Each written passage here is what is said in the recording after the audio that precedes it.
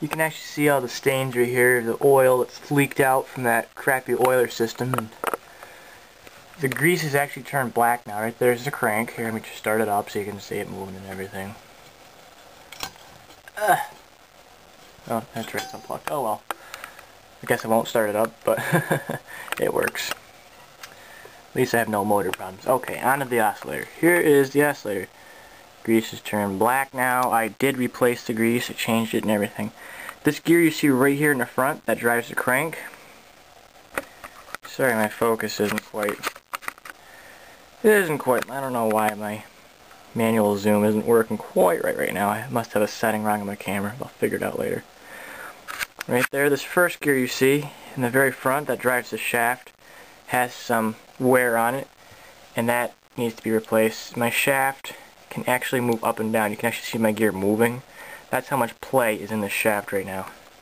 Where the shaft enters the top of the oscillator, where the top bearing is for the shaft, it is actually worn in an elliptical oval shape, which is not good.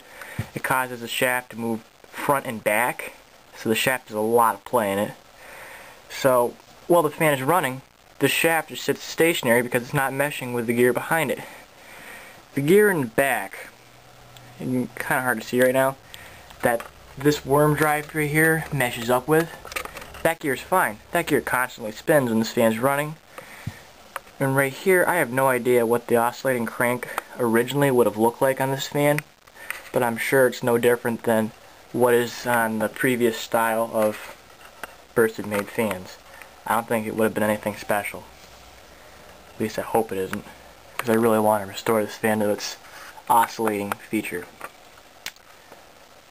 So here I'll use my little 3-inch Trico fan as a size reference to the motor here. The motor is approximately 3 inches in diameter. See, here's zoom out a little bit, my size reference there.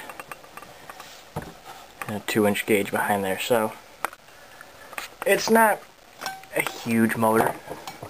See, here's a 2-inch gauge. It's probably, yeah, I guess it's closer to 3-inch diameter motor. So I need an oscillator that would match up to a 3-inch diameter motor with, I'm not sure, I have to look at this gear. I almost think this gear here is removable. But I think that this gear will work with most of the previous style oscillators that were attached to these fans. I hope so, at least. So, till next time, I hope to post a video showing this fan oscillating soon. I really do. And as always, if anyone has any information on the model of this fan, I'd really appreciate it, because I don't have the tag, I don't have any of the information. The sticker is long gone. It would have been underneath the base. I know this is probably a very uncommon fan, but if there's anyone out there in the future that sees this video, I'd appreciate any information that I can get on this. Thank you.